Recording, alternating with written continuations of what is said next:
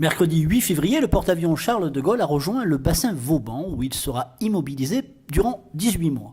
Aidé par 10 remorqueurs et une quinzaine de plongeurs, la manœuvre a duré plusieurs heures pour faire entrer le navire amiral dans le bassin de 165 mètres de long pour 45 mètres de large. Une refonte à mi-vie après 15 ans de service actif qui le rendra opérationnel pour encore 20 ans.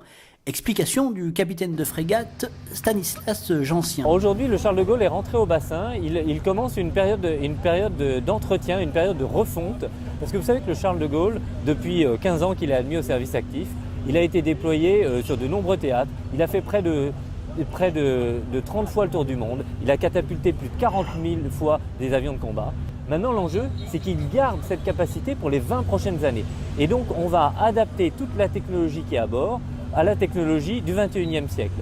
Alors ça va passer principalement par la refonte du système de combat. Le système de combat, c'est un petit peu le cerveau opérationnel du bateau. Les calculateurs vont être changés, les radars de veille air qui arrivent à surveiller et à contrôler les avions de chasse, certains vont être modernisés. Pour la partie avion du porte-avions, ils vont être, tous les hangars qui permettent la maintenance et l'entretien des avions vont être configurés uniquement pour le Rafale, ce qui va permettre d'optimiser l'emploi de ces avions pour porter la capacité d'emport et d'entretien jusqu'à 30 Rafales.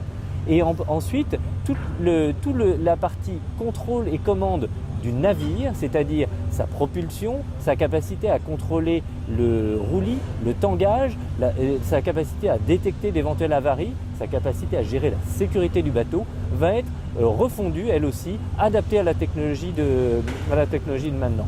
Bien évidemment, à tout cela se rajoute tout l'entretien programmé naturel d'un bateau de cette taille-là, entretien qui arrive assez régulièrement, toutes les 7 ans à peu près, et ça va passer notamment par le rechargement des cœurs du combustible nucléaire, des cœurs des chaufferies de ce porte-avions.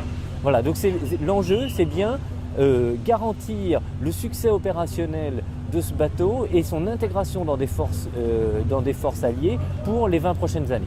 Ce chantier d'exception qui s'étalera sur moins de 2 ans a été confié à DCNS, maître d'œuvre unique, un atout économique pour la région.